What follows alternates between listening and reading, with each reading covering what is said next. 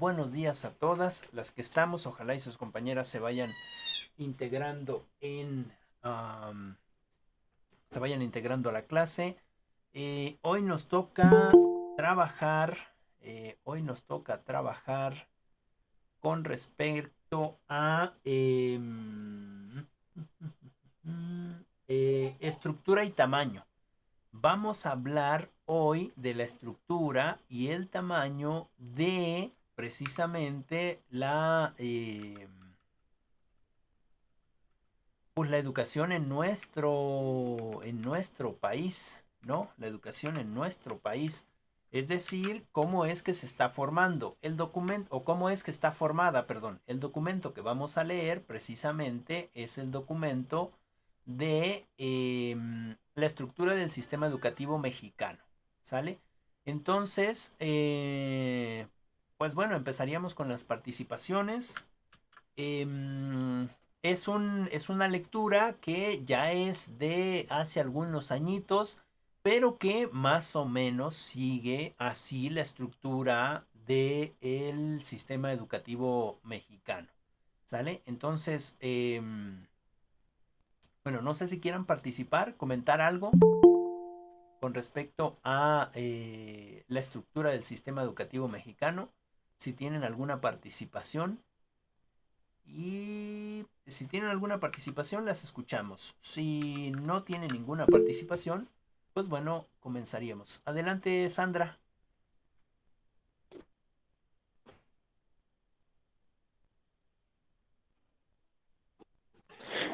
Bueno, en esto de estructura del sistema educativo, más que nada habla sobre, ahora sí que cómo se divide, secundaria, lo que es un bachillerato, telebachilleratos, también la universidad y cómo se, ay, perdón, y cómo se va, ahora sí que es lo que se puede aprender en esos niveles de educación y de cómo se organiza, de cómo, bueno, sobre todo más que nada de cómo es la educación en esos niveles. Ok, ok. Muchas gracias, Sandra, por tu participación. Efectivamente, vamos a hablar de cómo es que se organiza cada uno de los niveles, que efectivamente, bueno, nosotros ya lo conocemos porque no es porque lo hayamos leído, sino por experiencia propia, ¿no? Entonces, podríamos hablar qué cosa pasa en cada uno de esos niveles. Muchas gracias, Sandra. Adelante, Neidy.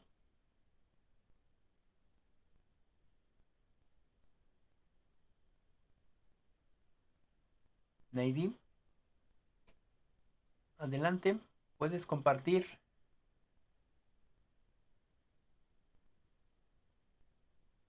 Bueno, en lo que creo que tiene problemas su compañera Neidy, le daríamos la oportunidad a su compañera Allison.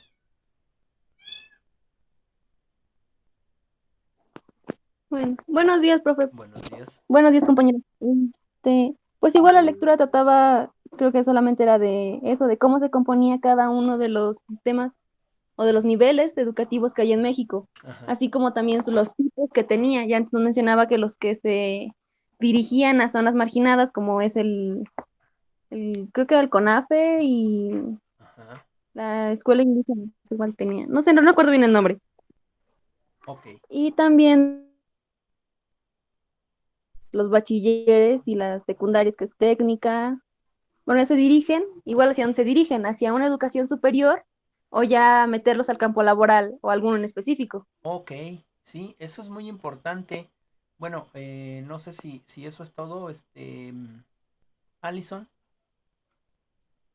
Sí, sí es todo, pues lo más general. Ok. Fíjense que es muy importante porque en el caso de Tlaxcala, sí tenemos carreras técnicas en el bachillerato, ¿no es cierto?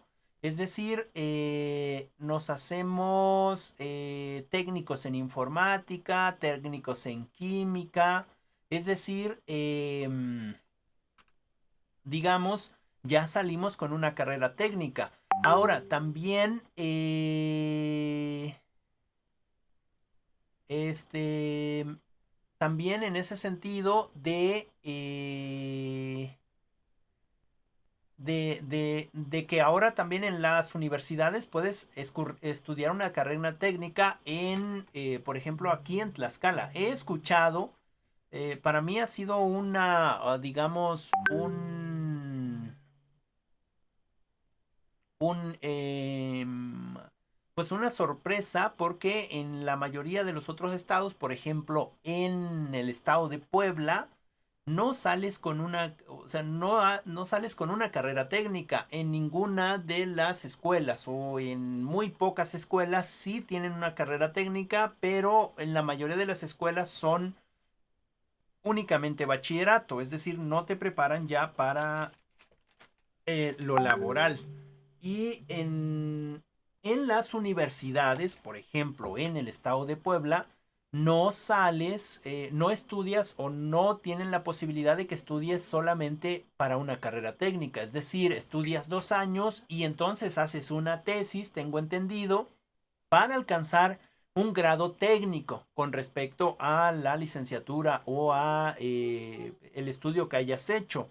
Y si quieres estudiar ya la licenciatura, entonces estudias otros 2 años y haces tu otra tesis para obtener el grado de licenciado. Eso se me hacía un poco extraño, ¿no? Porque del nivel al que yo vengo es los 4 años, no hay posibilidad de hacer técnicas, sino los 4 años y entonces sales como licenciado, como ingeniero, etcétera. Y también es sorprendente como, por ejemplo, Allison dice,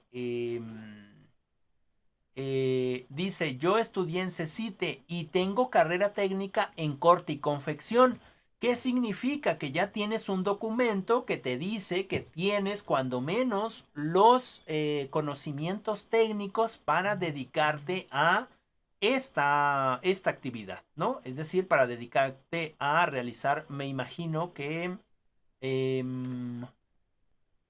bueno, no sé, me corriges, Alison, pero me imagino que corte y confección tiene que ver con la ropa, ¿no es cierto? Es decir, con hacer o coser ropa. No sé si estoy en lo correcto, Alison.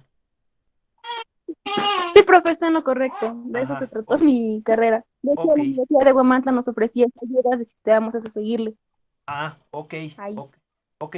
Fíjate, entonces en ese sentido, obviamente es una carrera técnica y te enseñan seguramente todo lo básico de cómo empezar a hacer ropa, ¿no? A lo mejor diseños en papel o con este sentido de dedicarse a confeccionar precisamente ropa de moda, ¿no? Me imagino que más o menos por ahí va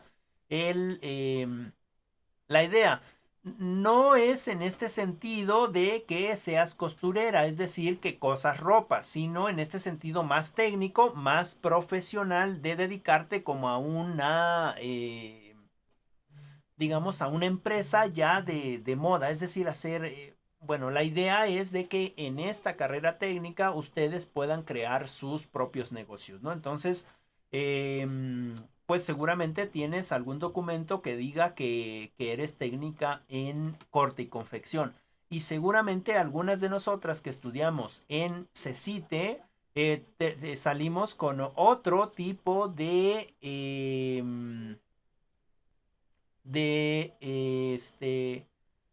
carrera técnica, ¿no? Bueno, Sandra, no sé si quieres decir algo con respecto a el tema. Veo que levantaste la mano de nuevo. ¿Quieres comentar algo? Sí, profe, también, sí, también recuerdo que hablaba sobre de los diferentes documentos que ahora Ajá. sí que se entregan al final de por ejemplo, así que cuando se termina la primaria, pues les entregan su certificado de primaria. Ok. Cuando se termina el bachiller, lo mismo y así se va. También habla de que creo que la educación para adultos también. Ah, por supuesto, sí. Otra cosa igual que menciona en la lectura es cómo se califica, cómo están los intervalos de calificación. Por ejemplo, hablaba que creo que el 10 era de excelente, Ujú, 9 muy bien, ujú. 8 bien y así se iba por números Ok. y eso es todo. Ok, muchas gracias, Sandra. Sí, en ese sentido, la calificación o la evaluación Bueno, nosotros estamos pugnando por un paradigma diferente y no es tan importante la evaluación numérica, sino más la evaluación subjetiva o la evaluación cualitativa. Pero sí, efectivamente, en este contexto de estructura y tamaño de la institución, pues obviamente tendría la SEP que buscar ciertas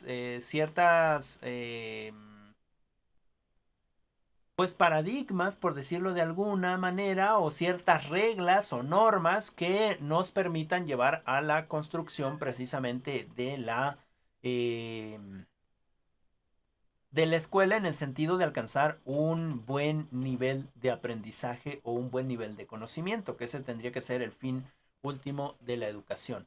Neidy, no sé si ya estás por ahí y quieras participar. ¿Habías levantado la mano?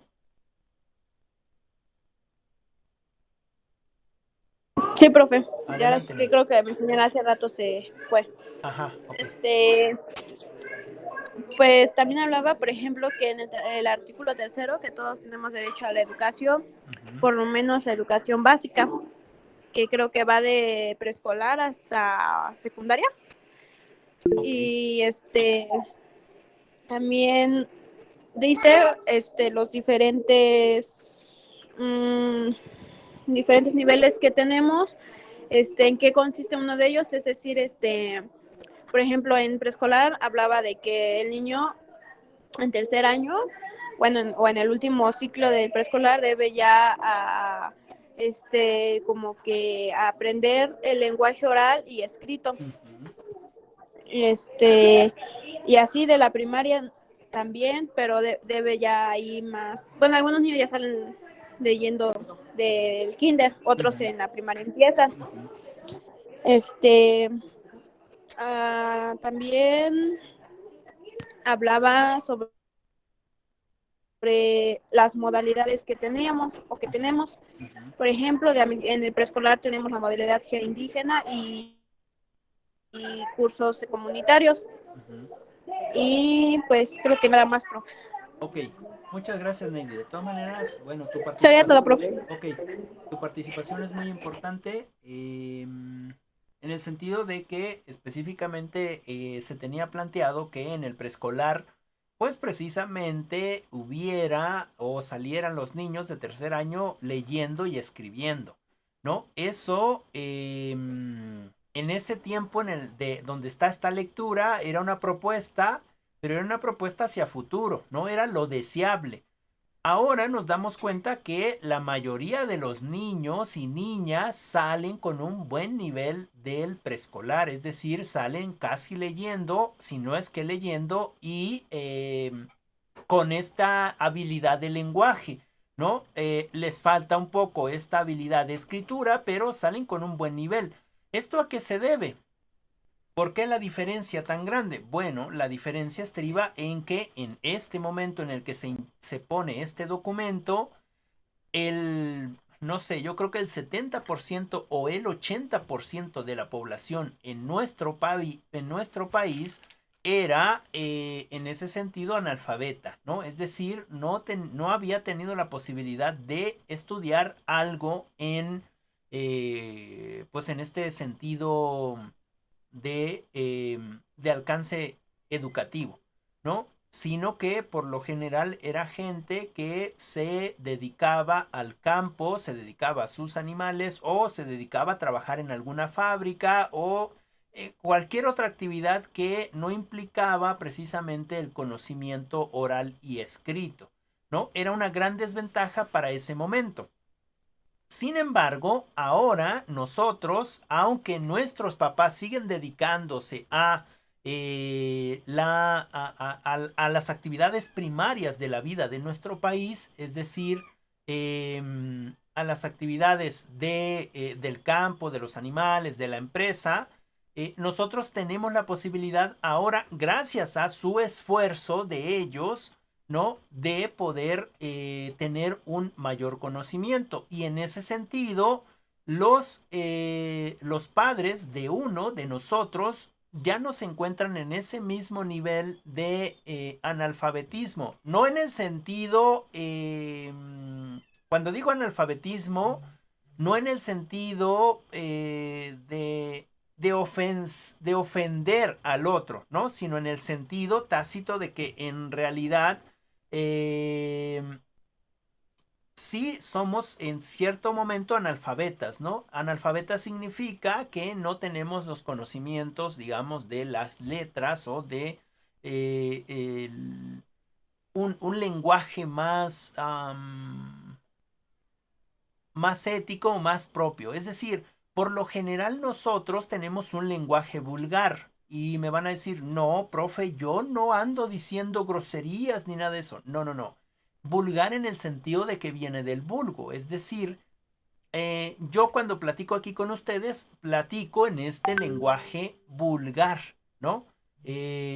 Porque platico en el mismo sentido, con el mismo uso de palabras, ¿no? Que se trabajarían o se comunicaría uno dentro de una comunidad, ¿no? ¿Por qué? Pues precisamente para que nos entendamos mejor, ¿no? Mm, Dice Carla, de hecho, cuando se creó la SEP, su primer objetivo fue disminuir la alfabetización de la sociedad. No, sería la analfabetización de la sociedad, ¿no? Aumentar la alfabetización.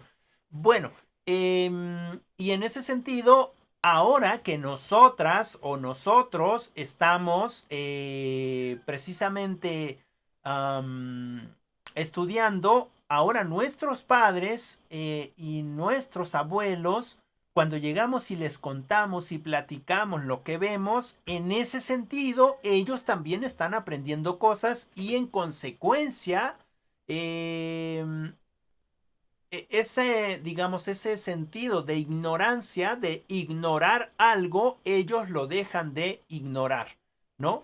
Y en consecuencia, la sociedad, aunque los padres y los abuelos ya no estudien, la sociedad en general se ve beneficiada porque nosotros estamos estudiando, ¿no? Y compartimos, o al menos eso deberíamos de hacer, ¿no? Compartir el conocimiento con los otros y con las otras en este sentido del aprendizaje, ¿no? En consecuencia, los niños, ahora nuestros hijos, o digamos, las nuevas generaciones, aprenden mucho más rápido y mucho más fácil porque todos nosotros, todos en general, la población en general, tiene menos grado de analfabetismo. Es decir, todos nosotros somos menos analfabetas. En ese sentido, seguimos siendo analfabetas, ¿no es cierto? Es decir, seguimos ignorando cosas, ¿no? Pero en este sentido de compartir, ¿no? Nos volvemos cada vez menos ignorantes, ¿no? En ese aspecto, ignoramos menos cosas. En ese sentido, por eso es que los niños ahora sí salen o sí egresan de la escuela preescolar, ¿no? Teniendo cuando menos esa habilidad o alcanzando la habilidad que se propone en el documento, ¿no? De precisamente salir leyendo o con esta competencia de lector, aunque no sea, de competencia lectora, aunque no sea al 100%, y con esta competencia del lenguaje, ¿no? Entonces, eh, sí, en ese sentido, las competencias. Me parece que Mari había levantado la mano. Adelante, compañera Mari, y después le doy la palabra bueno, les permito hablar a las demás, ¿sale? Compañera Mari, ¿vas a comentar algo? Ya sé que escribiste algo, pero habías levantado la mano. Sí, fue lo que escribí que dentro de la estructura del sistema educativo existe la educación preescolar, donde nos menciona que se parte generalmente en 3 grados. Ujú, El primero y el segundo grado son los niños de 3 y 4 años, ujú, y el tercer grado es de los 5 años. ujú, También la educación preescolar nos menciona que ofrece 3 modalidades, que es la general, indígena, recursos comunitarios. ok.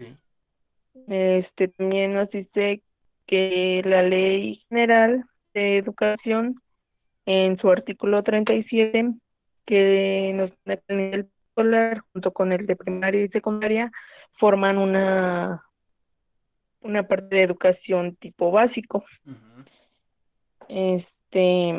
La educación primaria también ofrece pues los tres servicios, igual que el de preescolar.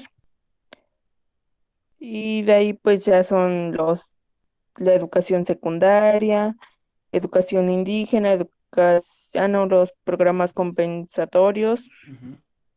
la educación para adultos, educación media superior y la educación superior. Y también pues quiero entender que dentro de esa educación superior existe la educación tecnológica, la educación normal y la educación especial. Ok, ok, muchas gracias, Mari. Sí. Muchas gracias, muchas gracias. Sí, efectivamente, miren, la educación preescolar no era en su momento, cuando este documento fue escrito, no era obligatoria, ¿no? Porque pues se pensaba que los niños podían empezar desde la primaria, ¿no? Sin embargo, actualmente la educación preescolar es muy obligatoria, ¿no? Yo creo que todos ustedes, todas ustedes fueron a el preescolar.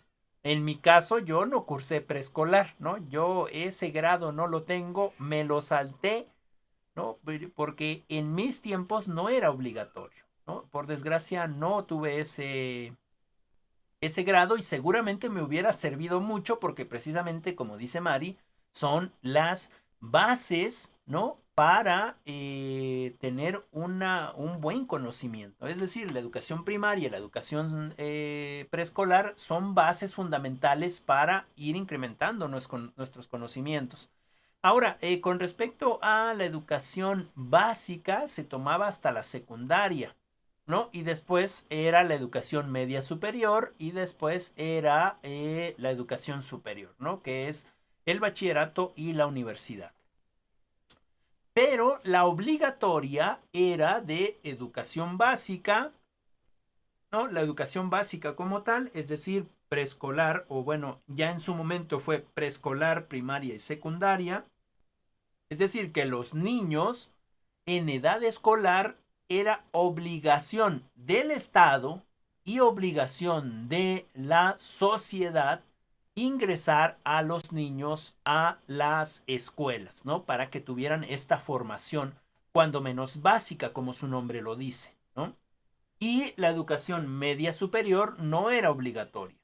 Me parece que actualmente la educación media superior en estos años ya se ha vuelto obligatoria. Todos los jóvenes y señoritas en edad escolar del bachillerato en sus diferentes modalidades, llámese preparatoria, llámese bachillerato técnico, llámese CECITE, llámese, no sé, esos espacios, ¿no? Ya es obligatoria, ¿no? Y entonces ahora también en este año o en estos años, ya en este nuevo pensamiento de la federación, ¿no? Del gobierno como tal, eh, hay precisamente esta posibilidad más amplia de que nosotros que salimos o nosotras que salimos del bachillerato podamos aspirar a una universidad, ¿no? Y que las universidades no me cierren las puertas, ¿no es cierto? Es decir, de que yo vaya a hacer un examen y en vez de que el examen sea diagnóstico, sea un examen para que me quede o no me quede dentro de la institución. Entonces, en ese sentido, se han abierto las posibilidades. Pero bueno, cierro aquí mi participación. Hay mucho de qué hablar con respecto a esta lectura, pero me gusta más que ustedes participen. Entonces, me parece que su compañera Claudia había levantado la mano hace algún ratito. Adelante, Claudia, y después le doy la palabra a Vero y a Neidi. Creo que así las fueron levantando. Adelante, Claudia. Claudia, ¿estás por ahí? Bueno, creo que tenía problemas su compañera, no sé. Ah, sí. Sí, profe. Adelante, Claudia. ¿Sí me escucho? Sí, sí, adelante.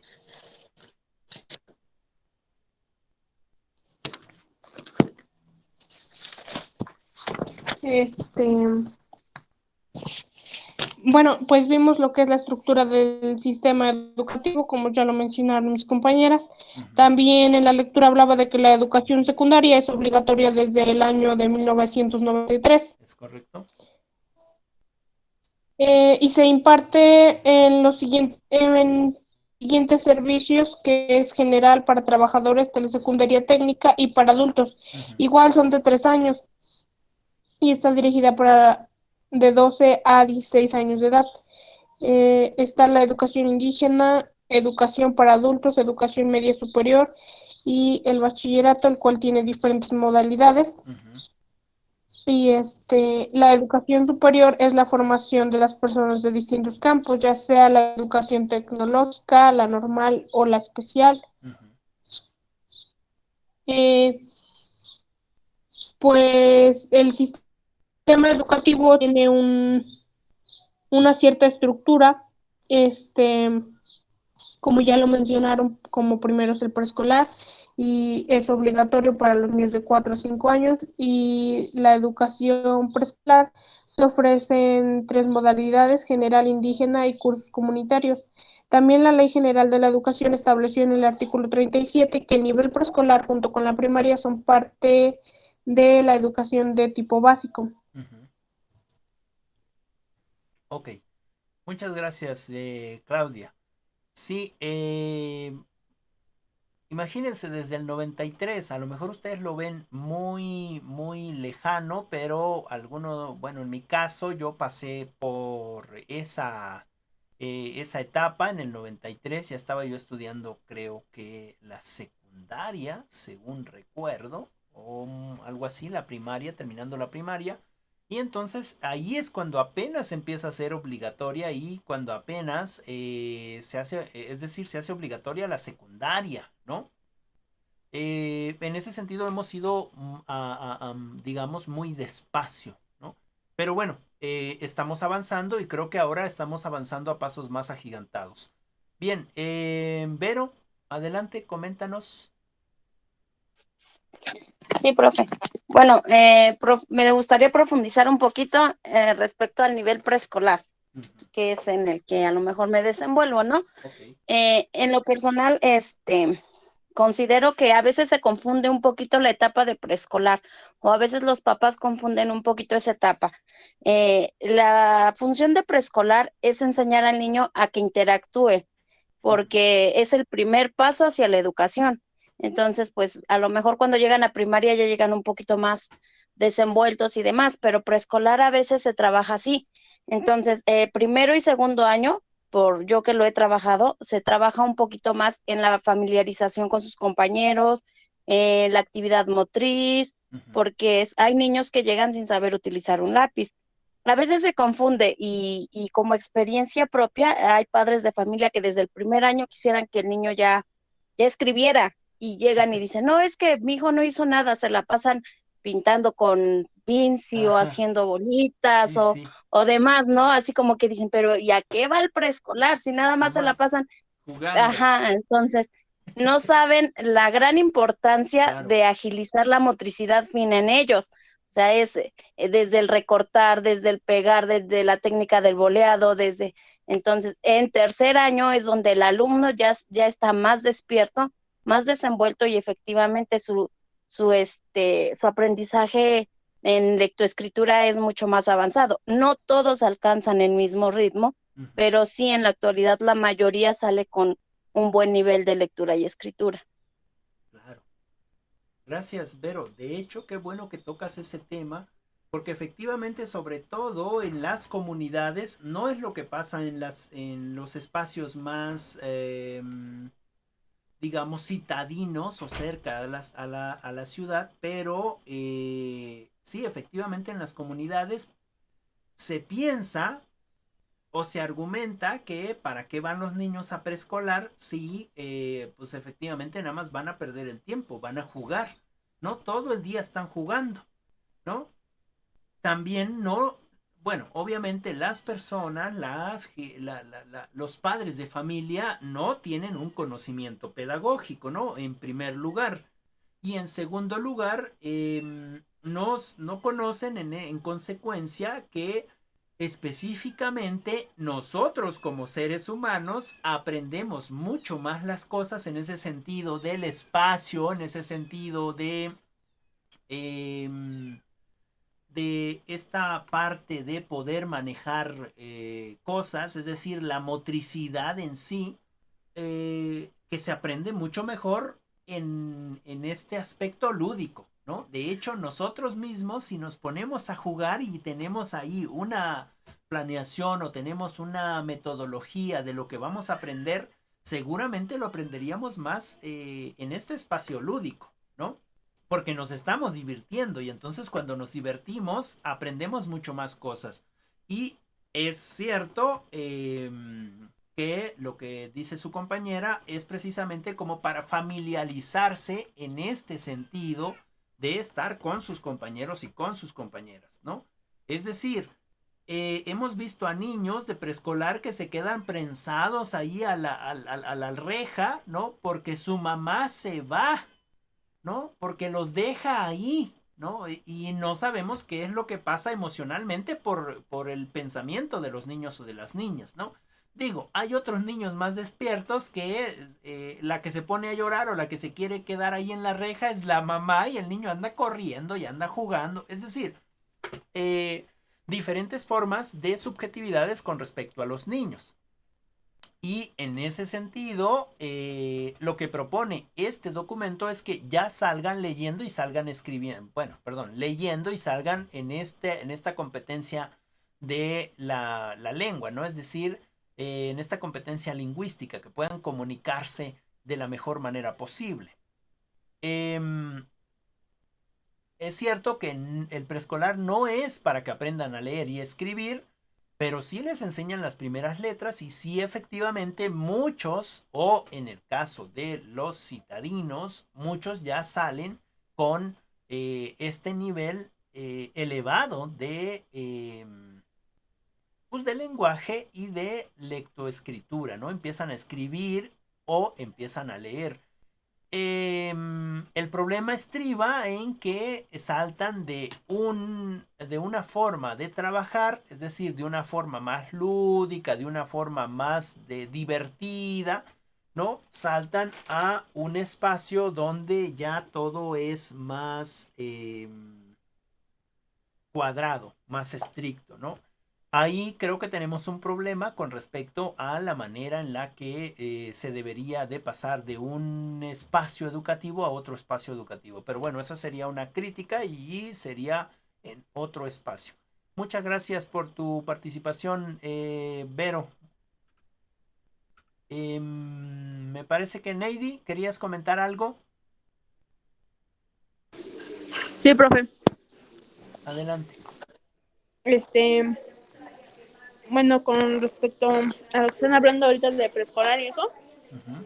pues yo pienso, lo veo de esta manera, que sí es muy bueno, como decían, que lo de la motricidad fina y motricidad gruesa, Ujú. pero yo siento que eso como que debería, o bueno, creo que sí hay más, bueno, más bien sí hay, como una escuela, antes, se llama educación inicial, porque Ujú. antes yo y mi hija íbamos, y Ujú. entonces desde ahí ya le enseñaban motricidad fina, motricidad Claro. gruesa, para que posteriormente en el kinder ya fuera más como más desarrollada en esos aspectos, Ujú. y entonces sí entrara al nivel de aprender a leer o a escribir. Ujú. Porque, por ejemplo, un ejemplo aquí en mi pueblo, ¿no? Ujú. En el kinder, pues dicen que, o sea, yo me respeto para la profesora, ¿no? Ujú. Que, pues, que igual así se la pasan viendo películas y nomás colorean y así, Ujú. y que pues no aprenden los niños. Y dice que acá hay otra, se llama Techocuisti, que está aquí casi al ladito, que hay otra donde es educación, ¿cómo le dicen? De CONAFE, bueno, de CONAFE, Ujú. Y ahí dicen que bueno, que cuando de ahí salen sus hijos pues ya leyendo y escribiendo. Ya. Entonces, yo no sé si sea a la mejor, no sé si tengan diferentes, bueno, o sea, sí tienen diferentes programas, pero no sé, a lo mejor igual tenga que ver mucho ahí la profesora o las profesoras. Porque pues yo me respeto a la profesora de aquí del kinder, porque pues ella estudió, ¿no?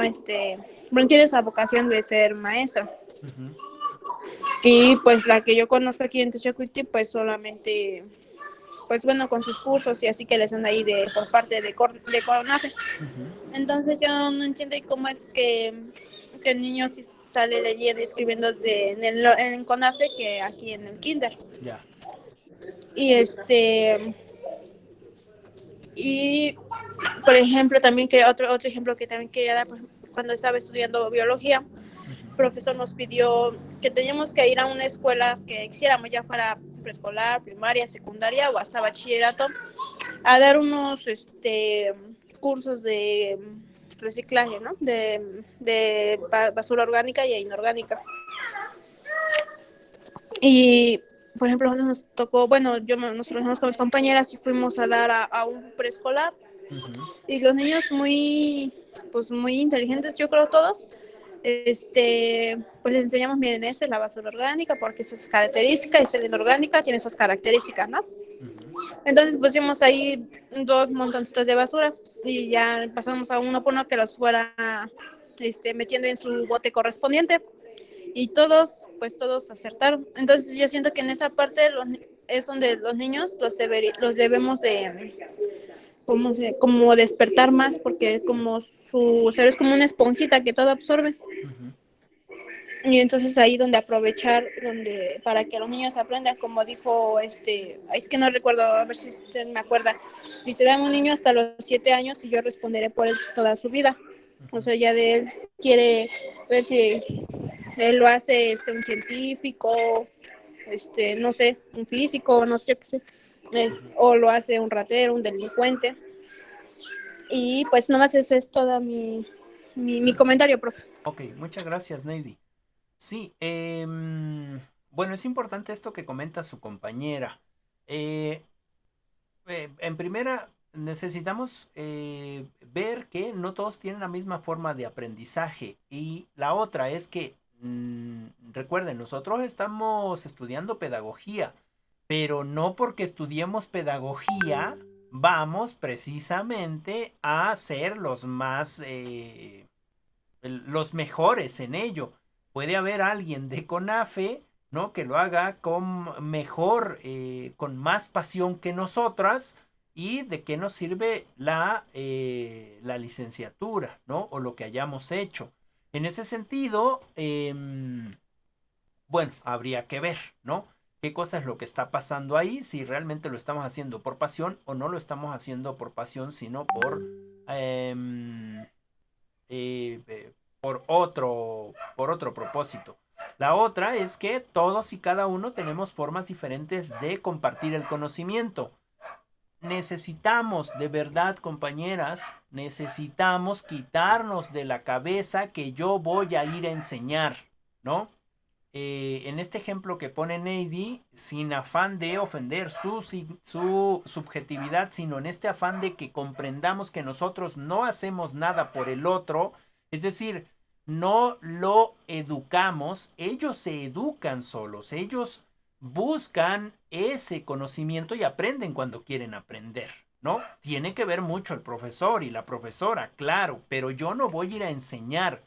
Yo no me puedo creer un Dios o no me puedo creer un todo o no soy nada en ese sentido. Lo único que soy es esa ayuda para el otro y la otra, ¿no? Es decir, yo vengo y propongo y comparto. Ustedes vienen y aceptan o no aceptan eso. Ahí ya no depende de mí. Es como el ejemplo del libro, ¿no? Yo les propongo un libro a ustedes y el libro lo vamos a ver de diferentes maneras. Y yo acepto o no acepto lo que viene en el libro. Pero quizás el autor lo pensó desde otra experiencia pero él no viene y les impone, él solamente hace el libro y lo propone, ¿no? Nosotras al momento de leerlo es cuando yo acepto o no acepto esa propuesta. Ahora, tampoco puedo comparar a un espacio donde sí logran los aprendizajes, porque quizás los niños que están ahí sí tienen esa capacidad o sí tienen esas estrategias o sí se busca otros espacios para que logren los aprendizajes, o quizás el mérito no es de la maestra, quizás el mérito es de los padres de familia, ¿no? Que sí se dedican con los niños y les dedican tiempo. Porque un niño va a aprender si yo, que soy su padre o su madre, le dedico tiempo. Si yo espero que todo lo realice la maestra o el maestro, estoy en un error, ¿no?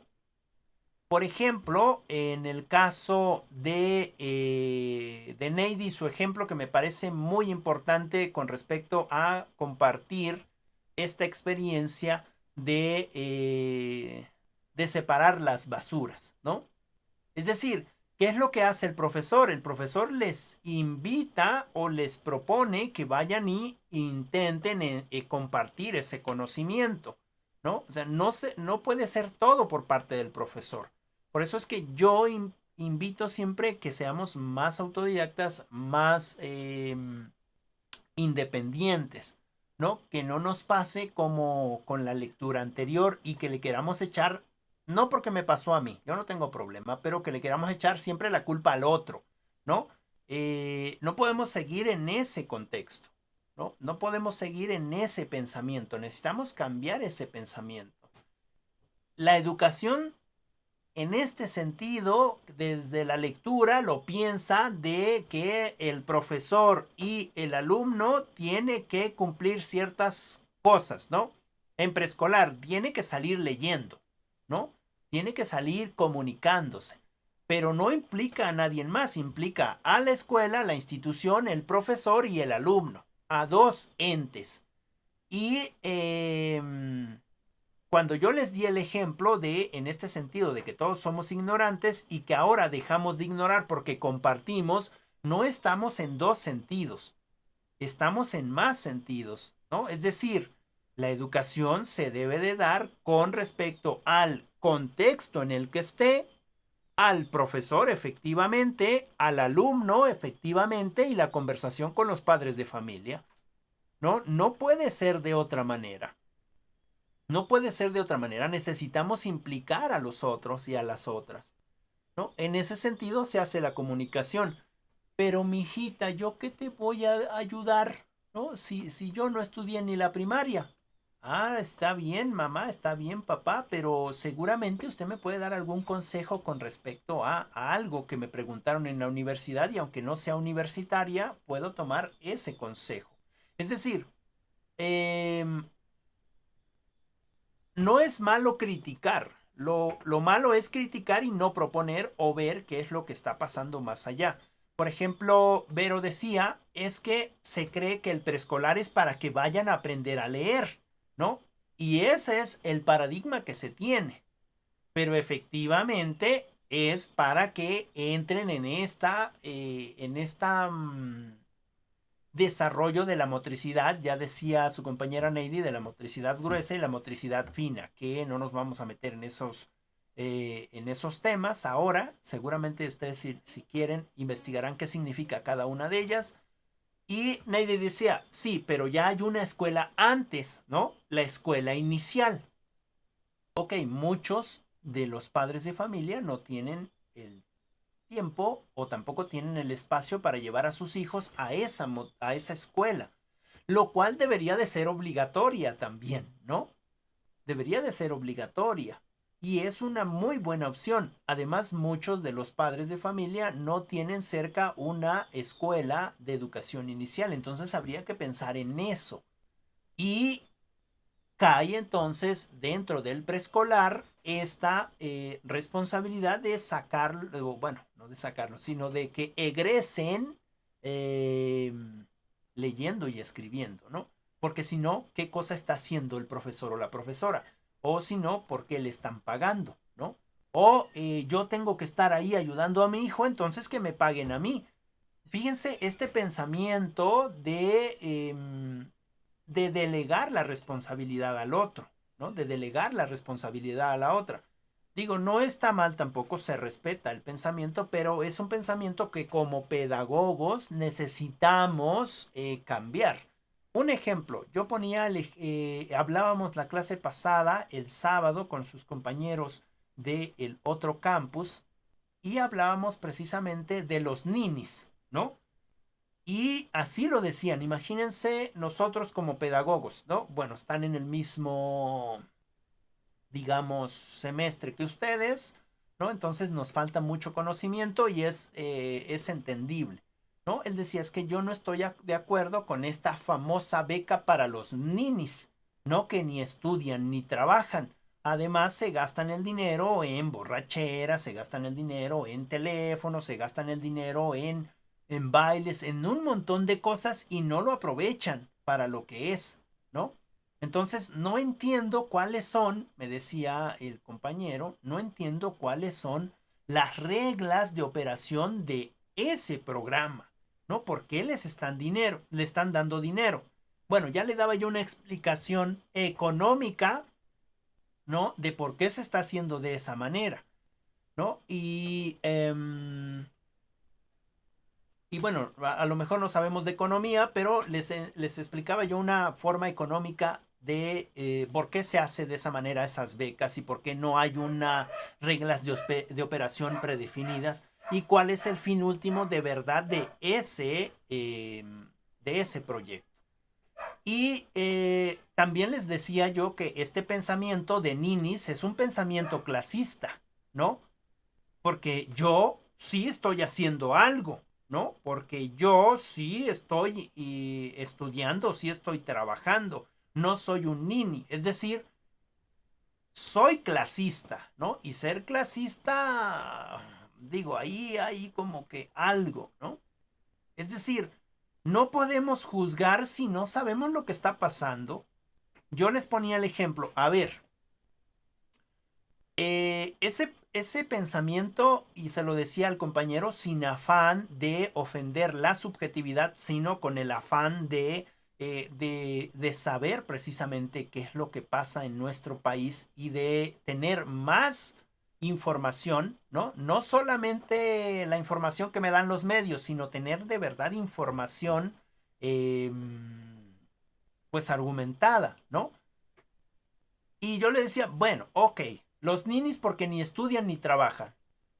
Pero imagínate tú, compañero, te vas a Puebla a una escuela y haces tu examen, ¿no? Y en ese examen, por un solo punto, te dicen, no puedes entrar. Entonces no puedes estudiar, ¿no es cierto? Y imagínate entonces que te vas a trabajar, ¿no? Que buscas trabajo y vas a una empresa y en la empresa te piden 5 años de experiencia. Carajo, ¿dónde voy a agarrar 5 años de experiencia si usted no me da el trabajo? ¿No? Es decir, entonces, ¿por qué los jóvenes ni estudian ni trabajan? Pues porque no hay oportunidad. No hay oportunidad de estudiar porque no puedes estudiar debido a que no puedes entrar a la licenciatura, a la carrera que estás buscando. No puedes trabajar porque necesitas un montón de experiencia que, pues carajo, tengo 18, 19 años, ¿dónde voy a tener experiencia? ¿No? Es una estupidez. En ese sentido, no tendríamos por qué estar diciendo que son ninis si nosotros no les damos la oportunidad de que ellos dejen de ser ninis, ¿no? En ese sentido, necesitamos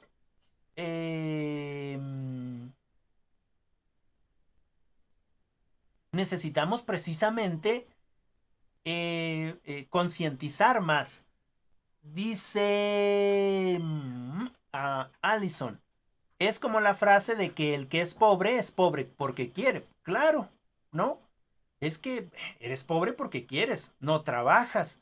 No, échale ganas y vas a ver que echándole ganas vas a llegar a un buen nivel, esforzándote. El esfuerzo siempre trae recompensas. Miren, yo les voy a contar una experiencia que me pasó hace un par de días. Viene un muchachito cargando su mesa, una mesa como de 2,5 metros, cargando una silla y cargando una mesita. Y viene del pueblo que está a unos 5 kilómetros de donde yo vivo y anda ofreciendo su mesita. El muchacho viene temblando, ¿no? Viene temblando, viene todo sudoroso, viene mugroso y viene gritando como gatito que es pequeño, que no se escucha tanto su grito porque él ya no puede más, ¿no?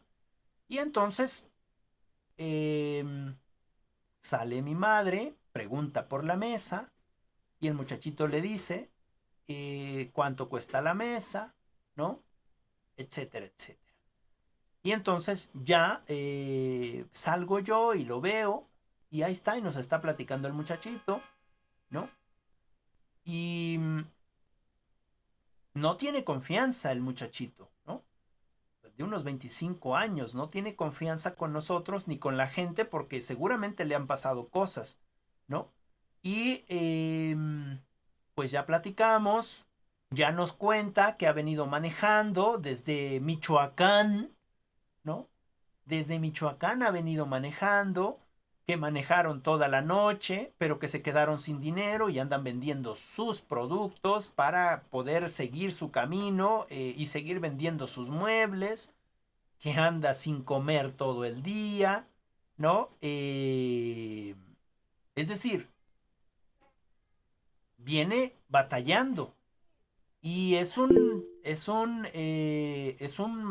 digamos, es una persona pobre. Pero yo no puedo decir que es pobre porque no trabaja o porque quiere, ¿no es cierto? Si estoy viendo que se está esforzando. Lo que pasa es que no hay oportunidades para ellos. Sobre todo porque no pudieron estudiar, porque no tienen este conocimiento que nosotros tenemos, ¿no? Es decir, es porque no existen las oportunidades en nuestro país. Es cierto que se están abriendo más oportunidades, pero no podemos quitar 70, 80 años de malos gobiernos en 2 años o en 3 años, ¿no es cierto? No se puede hacer eso, no puede haber un cambio de la noche a la mañana, ¿no? En ese sentido, no podemos decir eso. Alguien más decía en la clase, tomando en cuenta esto que decía su compañera Alison, ¿no?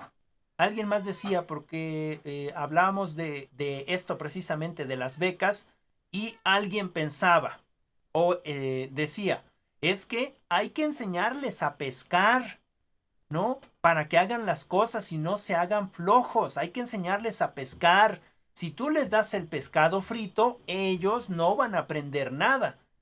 Y yo les decía, bueno, ese es otro pensamiento clasista, ¿no? Ese es otro pensamiento clasista.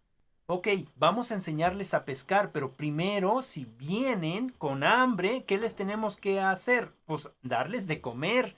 Y después tenemos que invertir nosotros el tiempo y además tenemos que invertir nosotros en la caña, porque si él no tiene ni la caña para pescar, ¿cómo lo voy a enseñar a pescar?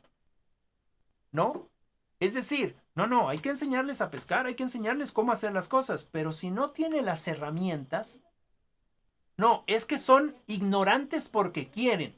Yo como pedagogo ya fui y les enseñé y no quieren aprender. Pues sí, pero si el niño viene de su casa y viene con hambre, ¿va a aprender algo? Si lo que le preocupa a él es saciar su hambre, ¿no? No, es que no tienen idea de estar limpios. Son unos cochinos, vienen oliendo a miados y vienen oliendo... Pues sí, pero ese es su contexto. Tú no vives en su contexto. Tú no sabes cuánto tiene que trabajar o cuánto tiene que hacer para... ¿no? Es que no entrega tareas, ¿no? Estoy hablando de prepa para abajo, ¿no? La universidad es otra cosa, ¿no? Los que estamos en la universidad es porque tenemos la posibilidad de estar.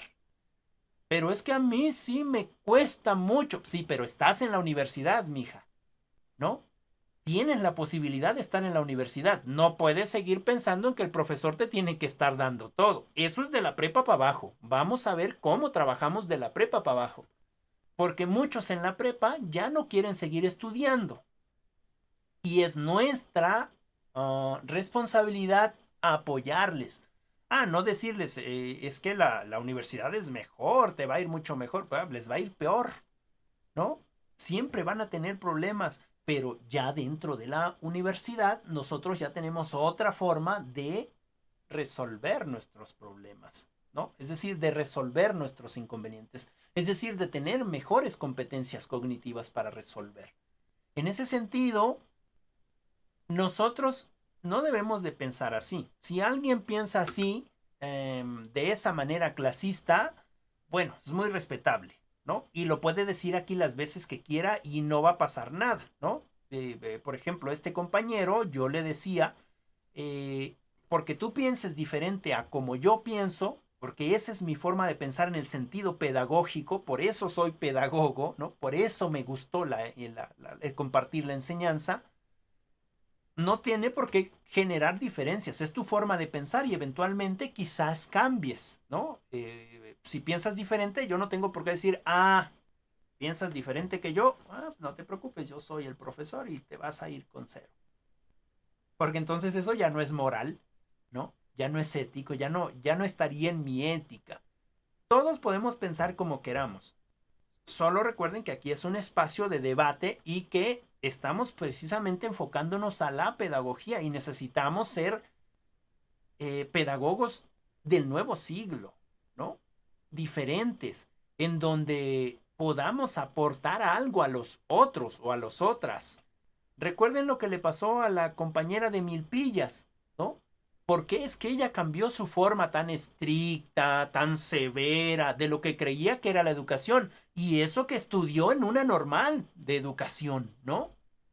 Todos nos equivocamos. ¿Cuándo es que cambiamos? Cuando hay un hecho sin precedentes, ¿no? Que nos hace ver la educación, no en este sentido de lo que debes hacer un nivel y lo que debe de hacer otro nivel, sino en este sentido de ir apoyando, ¿no? Oye, ¿y por qué no apoyas a ese niño? No, es de los burritos, ese... No, el que nace para corredor, el que nace para maceta no pasa del corredor. Imagínense nosotros diciendo ese tipo de cosas. Entonces no estamos en la pedagogía porque estamos apasionados o porque queremos enseñar, sino estamos por otros intereses que también igual son válidos, ¿no?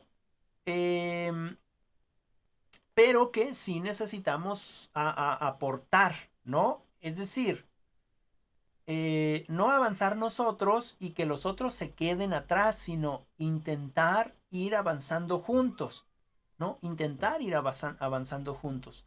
Claro, también si alguien ya hicimos demasiados intentos y de verdad no quiere, bueno, también no podemos dedicar todo el tiempo con esa persona. Intentamos ayudarle, ¿no?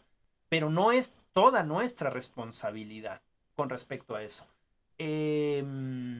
Bueno, leo algunas cosas que quieren. Esto salió por el comentario de Allison, ¿no? De que, bueno, si se dan cuenta, como que me pongo eufórico cuando leo esos comentarios, ¿no?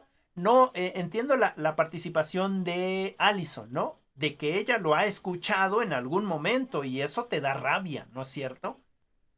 Te debería de dar rabia. En mi caso me da rabia escuchar ese tipo de comentarios como esos nacos indígenas, ¿no? Es un comentario que te hierve la sangre, que dices, ¿cómo es posible que digan esas cosas de nuestros hermanos? ¿No? Son nuestros hermanos. Yo no soy diferente a ellos. Es que yo tengo ojos azules y soy de piel blanca y me creo europeo y me creo no sé qué. Pero estás aquí en México, ¿no? Pues si estás en México, ayuda a tus hermanos mexicanos, ¿no? No vayas a regatear a la gente indígena, ¿no? En el caso de este compañero que les comentaba, de este muchachito que les comentaba, nos dijo cuánto costaba su mesa. Y le dijimos, es que no tenemos dinero. No, ¿cuánto me dan entonces? No, es que no te podemos dar menos de lo que tú ya nos dijiste, ¿no?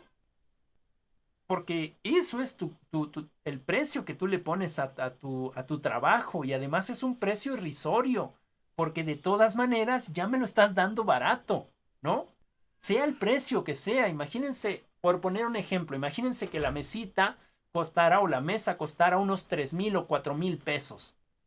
Pues es un precio irrisorio porque viene desde dónde, manejando desde dónde, pasando hambres, pasando penurias, quizás hasta los asaltan. Es decir, ¿por qué nosotros tenemos que llegar y ofenderlos, ¿no? ¿Por qué tenemos que sobajar todavía más su dignidad?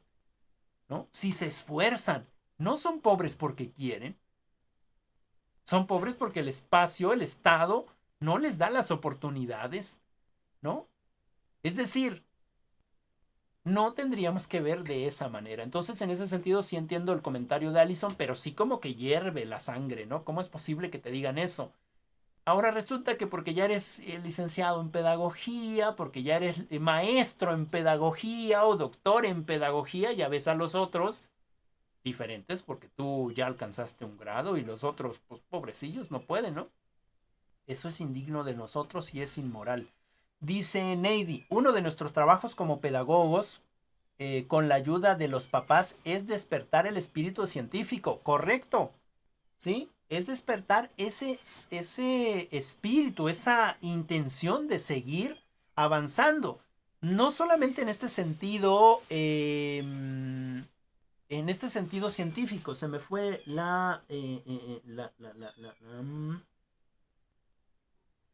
el tecnicismo, ¿no? Sino también en este sentido humano, ¿no? Porque, a ver, los que hicieron Einstein, por ejemplo, que estudió la teoría de la relatividad y que fue uno de los principales coautores de las bombas de Hiroshima y Nagasaki, ¿no? O los de la Segunda Guerra Mundial que hicieron un montón de atrocidades, fueron científicos. Y ellos se justifican, es que yo no sabía para qué lo iban a ocupar, ¿no? No solamente en lo científico, hay que trabajar también en lo humano, ¿no? Eric Fromm dice, tiene un libro que se llama Ser y Tener, me parece, ¿no? Y que a veces nos importa más tener que ser, ¿no? Tener que ser, es decir, es que yo tengo un buen carro, yo tengo un buen teléfono, yo tengo una buena ropa, pero quítale todo eso a esas personas y ¿qué tienen? No tienen ni siquiera una intención de vida. Es superficial. Estas personas tienen buenos zapatos, tienen buena ropa, se han ido a viajar a todos lados y son superficiales. Es decir, no tienen una meta, no tienen nada que luchar. O sea, no tienen experiencias de vida, ¿no? Es decir, es triste, ¿no? Digo, igual y muchos de nosotros envidiamos esa parte, ¿no? Porque nos cuesta más trabajo tenerla, ¿no? Pero finalmente no es tan necesaria. Digo, he visto gente que es muy rica y que viste realmente normal, ¿no? Es muy noble, ¿no? Ayuda a la gente. Es decir, no quiero decir que ser rico es malo y tampoco quiero decir que los ricos siempre son los peores, porque no es así. Hay de todo, dicen por ahí en la viña del Señor. Entonces, en ese sentido, sí, junto con los papás y con los alumnos y los profesores, pues es despertar ese espíritu científico, pero no solamente así, ¿no? No solamente ese espíritu científico, sino también este espíritu humano, el espíritu de ayudar al otro. Desmond Tutu dice, yo soy porque me miro en tus ojos. Y en ese sentido, yo soy profesor porque ustedes me respaldan. Si no sería profesor, pues claro que no hay lógica, ¿no es cierto? Es decir, yo soy porque los otros me reconocen, en el sentido de que decía Desmond Tutu. No podemos ser individuales, necesitamos la compañía del otro y de la otra, por eso es que estamos aportando cosas, ¿no? Profe, Dice, adelante, Neidy. perdón que lo interrumpa. No, está bien, Solamente, adelante. solamente ya había leído que humano no significa como lo bueno, el concepto que nosotros tenemos, Ujú, sino que humano viene de homus. ¿Y ujú, qué somos? Es desecho de la tierra. ujú, Entonces, como quien dice, somos humanos, es ser somos el desecho de la tierra, ¿no? ujú. Este, eh, se refería más bien a, bueno, que está mal empleada esa palabra de ser, ¿cómo le decimos? Ser por ese lado humano. Ajá, Y entonces este autor decía que, pues, que estaba mal empleada esta palabra. ujú. No recuerdo si luego, si gustas, le paso Ajá, sí, el, el autor. el autor para que lo leamos. Ajá, y tiene videoconferencias y así. Bueno, he escuchado así de él. Y la otra parte, este, ah, del espíritu científico, ajá, no solo científico, sino también Claro. comerciante, político, no sé. Por ejemplo, yo tuve una experiencia o una vivencia, Ujú, y me acuerdo muy bien, iba en la primaria, y yo, pues no sé, a lo mejor yo tenía tenía, ¿no? Porque, o sea, sí todavía, pero como que ya no seguramente como sí, antes. está por ahí escondido. Está por ahí escondido, muy enterrado, Ajá, el de espíritu de comerciante, porque yo recuerdo que en mi salón de clases llevaba hojas ¿cómo se llama? De color, bueno, de dibujos animados, y ujú, las vendía de a peso.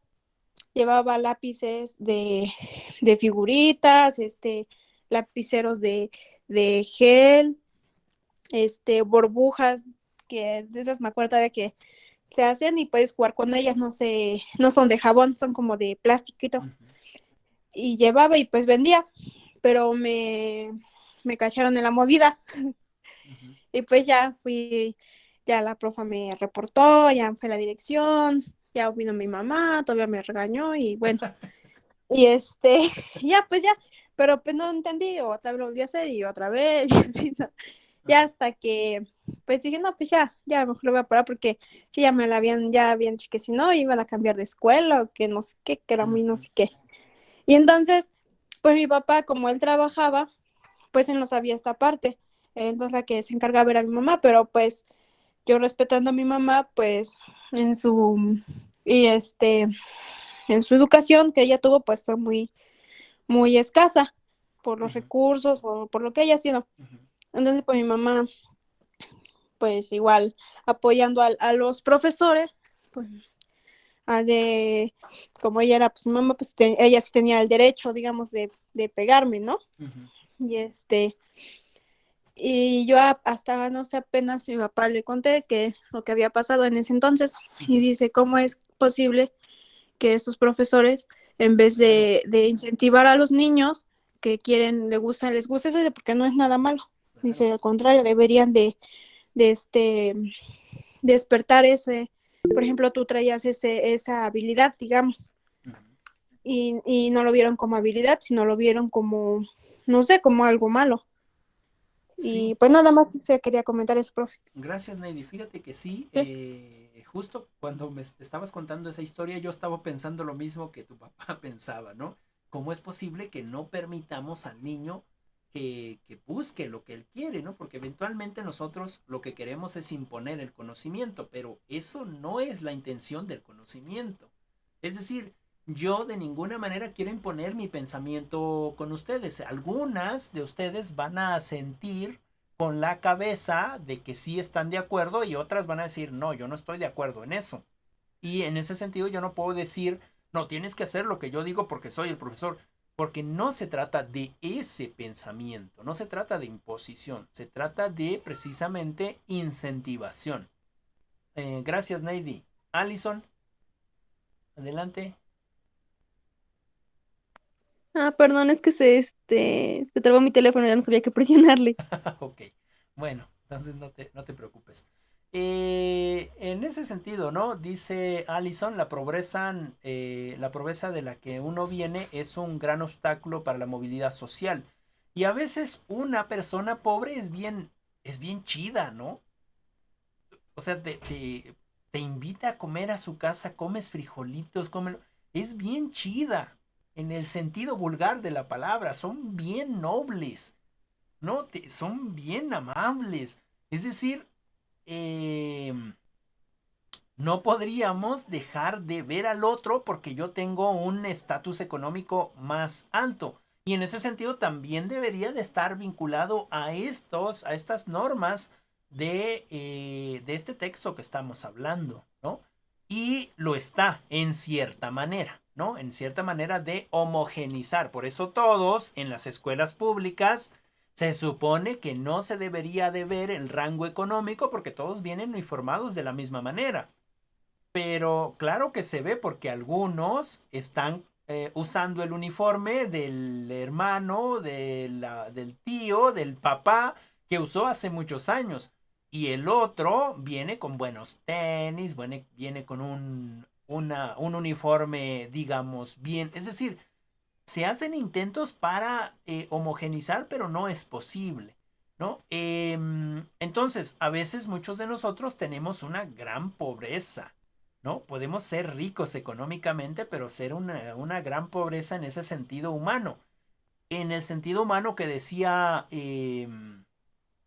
Neidy, que humano viene de desecho de la tierra, bueno, y entonces nosotros podríamos tomarlo así y somos desecho ya de por sí. Por qué nos creemos un desecho más de alcurnia que otros, ¿no? En ese sentido que quiero entender de lo que decía Neidy, ya no acabo de explicar bien su idea, pero de que ese autor decía que precisamente humano viene de homo, ¿no? De homo y que homo precisamente viene de bueno, ella lo decía desde desecho de la tierra, aunque homo también viene de hombre, ¿no? De por ejemplo, el Homo sapiens, el hombre que piensa, o el Homo faber, el hombre que fabrica, o un montón de homos que hay. Y en ese sentido, bueno, deberíamos de pugnar por una escuela donde podamos entender precisamente todas esas ventajas y desventajas que la misma nos impone, ¿no? Y que también no priorizar ciertos conocimientos en ciertos espacios. Hay algunos niños, por ejemplo, genios, ahí está Beethoven, ahí está Albert Einstein, que pasaron mucho tiempo en la primaria y eran unos, por decirlo de manera vulgar, eran unas auténticas papas, ¿no? Es decir, nada más no les entraba el conocimiento, ¿no? No les entraba el conocimiento y fueron grandes científicos, fueron grandes músicos, es decir, en este sentido de por qué tenemos que obligar a los niños a aprender algo en un espacio de tiempo determinado. El mismo ejemplo que les pongo siempre, ¿por qué necesitamos que los niños envíen hasta antes de una hora la tarea que tienen que enviar en ese día? ¿Por qué los estamos presionando tanto? Por eso es que los niños no quieren estudiar, porque ya no se divierten, ¿no? Tienen que hacer las cosas por obligación, los estamos metiendo a un mundo en el que estamos nosotros como adultos, pero ¿por qué ellos tienen que estar ahí en ese mundo?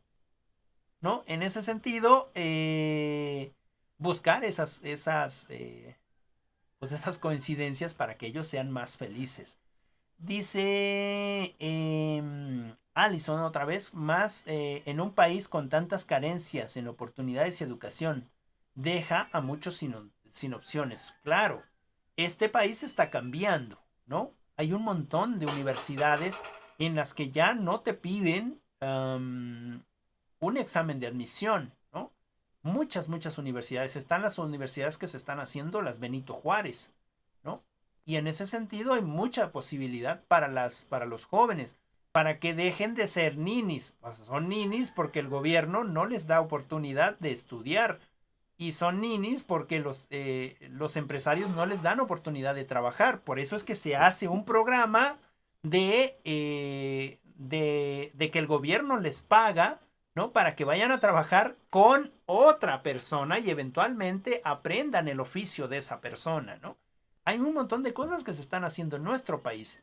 No las vemos, ¿no? ¿Por qué? Porque vemos más esas malas informaciones que pues dan la gente que está mal con eso, porque los ricos lo que quieren es que los pobres sigan siendo pobres. ¿Para qué? Pues para que tengan masa o tengan mano de obra barata, ¿no? Y los puedan seguir extorsionando, los puedan seguir esclavizando en trabajos de porquería, ¿no? Con salarios de miseria, ¿no? Y jornadas extenuantes. No sé si ustedes no han leído algunos libritos de cómo era la sociedad en nuestro pasado, ¿no? Cómo es que a las personas se les obligaba a trabajar todo el día y se les daba una comida, nada más, y al otro día tenían que trabajar arduamente, es decir, se les trataba peor que animales, ¿no? Y eso es lo que debemos de cambiar nosotros con el pensamiento pedagógico, ¿no? Por eso estamos trabajando en ese sentido. Dice, aunque unos avances, la mayoría se queda atrás y ese es el grupo de los que no hacen nada. Nada son los que más se esfuerzan por sobrevivir. Dice, no hacen nada. Son los que más se esfuerzan por sobrevivir. Sí, esa es la palabra correcta, sobrevivir. ¿No? No estamos viviendo, estamos sobreviviendo. Claro, hay que voltear a lo que se está haciendo, hay que apoyar a lo que se está haciendo, hay que exigir lo que se esté haciendo mal para que se haga bien, ¿no? Es decir, si ya se está apoyando a la educación, ¿no? Si ya se está dando becas a los muchachos de prepa, pues bueno, si nosotros estamos en prepa hay que exigir que cuando menos parte de ese dinero se invierta en su educación, ¿no? Es decir, si se necesita un instrumento, el instrumento cuesta 1,000 pesos, pero te dan 2,000 y tantos cada mes o cada 2 meses, entonces bien que te alcanza, así que no te hagas pato y órale, cómprala. No, pero me está obligando, no te estoy obligando, es tu obligación, es tuya estar bien en la escuela, ¿no? Es decir, nosotros tenemos que buscar esas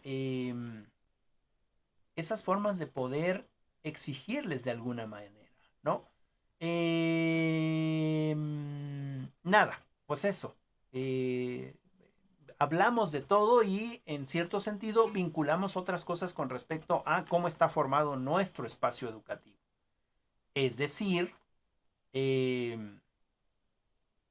sabemos que hay muchas oportunidades o que se han intentado muchas oportunidades, ¿no? Por ejemplo, la escuela para adultos, ¿no? Que tiene el mismo proceso y que se trabaja quizás en las noches o que se trabaja quizás solo los sábados o los domingos, ¿no? Las escuelas técnicas o las escuelas que te dan un documento técnico para que tú, en vez de que sigas trabajando para alguien, inviertas y hagas tú lo propio. Lo mismo en bachilleratos, lo mismo en la escuela primaria, en la escuela preescolar. Comprendimos que hay también escuelas antes del preescolar, que algunos podemos acceder a ellas y otros no.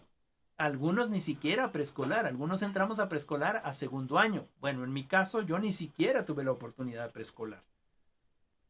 La primaria, ¿no? La secundaria, todos en sus respectivos niveles y que se propone que alcancen un nivel cognitivo, ¿no? En esos respectivos niveles. Por ejemplo, dentro de la universidad se propone que nosotros tengamos altas competencias en comunicación, altas competencias en investigación, altas competencias en el manejo de un segundo o un tercer idioma. Y bueno, ¿cuántos de nosotros alcanzamos esa competencia? ¿No? ¿Qué nos falta para alcanzar esa competencia? En ese sentido, buscar precisamente el conocimiento más significativo que podamos obtener de acuerdo a nuestras posibilidades. Aprendimos también que la educación está sustentada en varios artículos. El principal es el tercero constitucional, está el 27 y de ahí sale la Ley Federal de Educación, etcétera, etcétera, ¿no? Y otra cosa que les quería comentar, pero creo que se me fue. Y bueno, que no hay que enseñarles a pescar, hay que pescar con ellos y hay que comer con ellos. No hay que decirles cómo se hacen las cosas, hay que hacerlas con ellos, ¿no? Y en ese sentido hay que invertir tiempo, dinero y esfuerzo con ellos, ¿no? Profe, Adelante, En, Neidi. en ese sentido, sería como muchos hacemos, queremos enseñar diciéndoles y no con el ejemplo, cuando debería de ser al revés, haz como yo hago, no, es como deberíamos de enseñar. Claro, compartir con el otro, con la otra. Y miren, todos nos pasa, ¿no?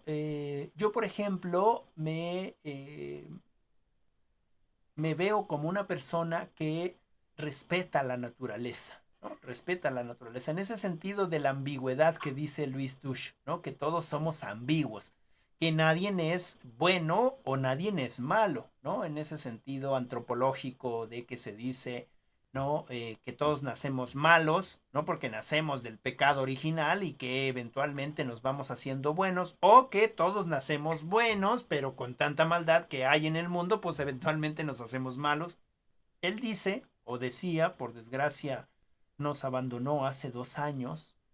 Él decía que no podemos ser malos ni buenos, que somos ambiguos. Y el ejemplo que les voy a dar es por eso, por esa ambigüedad, ¿no? Yo me considero que respeto a los animalitos, ¿no? Y de repente voy subiendo unas escaleras y viene un animalito volando, ¿no? No me hace nada el animalito, es una libélula, no me hace nada, ¿no? Y ya con estos conocimientos, yo que le tiro una patada, ¿no? Por suerte no le pegué y después pongo el pie y digo, ¿pero qué estoy haciendo?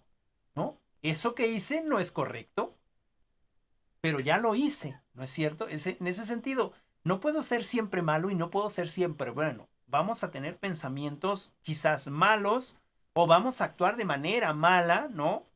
Pero no siempre somos así, por eso estamos en este proceso eh, de seguir aprendiendo, ¿no? Y nos vamos a dar cuenta más fácilmente de las cosas que no están correctas y entonces tendríamos que reflexionar e intentar no hacerlo, ¿no? En próximas, pues en la vida próxima, digamos, o en próximas situaciones. En ese sentido, estas clases son precisamente para eso, para la reflexión, para ver de qué lado estamos, ¿no? Para ser congruentes con lo que hacemos. Por ejemplo, Martin Luther King les decía a sus compañeros negros, ¿no? En este sentido es que nosotros hacemos lo incorrecto, ¿no? Eh, Decimos que lo vamos a hacer y no lo hacemos y entonces estamos en lo incorrecto. Pero, por ejemplo, los blancos dicen que nos van a maltratar y lo hacen. Dicen que no nos van a dar la libertad y lo hacen. Su pensamiento es igual a su acción. Pero nosotros, los negros, estamos diciendo que vamos a venir a mítines y no lo hacemos. Estamos diciendo que vamos a apoyar esta lucha por la libertad y no lo hacemos. Somos incongruentes, ¿no? Por eso es que es importante, la misma Biblia lo dice, ¿no? Mismo Dios lo dice, si eres frío o caliente, está bien, pero si eres tibio, te vomitaré de mi boca. Así lo dice textualmente la Biblia, ¿no? Entonces nosotros o somos del lado de los pobres o somos del lado de los ricos, pero nunca en medio, ¿no? Tenemos que apropiarnos este pensamiento. O sea, ¿qué estoy pensando realmente? ¿Cómo voy a actuar realmente? ¿Cuál es mi forma de ver el mundo? Y estas clases, pues bueno, nos ayudan para eso, para reflexionar. Entonces, pues bueno, yo le dejaría aquí. No sé si tengan alguna pregunta, algo que quieran comentar o complementar. ¿No? Ok. Bueno. Entenderé ese silencio sepulcral como que no tiene De mi ninguna. parte no, nada, profe. Ok, muy amable, gracias. Bueno, entonces, los trabajos para la siguiente clase, ¿les parece? Tendríamos la sesión 6, que es la 2.2, áreas de intervención de la política educativa. Áreas de intervención de la política educativa. ¿Sale? Y de ahí me van a hacer lo mismo que en las otras materias. Un mapa conceptual. utilicen la herramienta que deseen, ¿sale? Utilicen la herramienta que deseen. Solo envíenme el mapita. Recuerden que ojalá me lo puedan enviar en estos días, es decir, mañana o pasado, para que no tengamos problemas con respecto a nuestras calificaciones, ¿no? Al final. Y si de verdad pueda yo atenderles entonces en ese sentido y no pierda, digamos, este espacio de tiempo que tengo para ustedes revisando algo que debieron de haber entregado antes. Entonces, pues eso sería todo de mi parte. Nos vemos la siguiente clase. Cuídense mucho y que tengan una excelente tarde.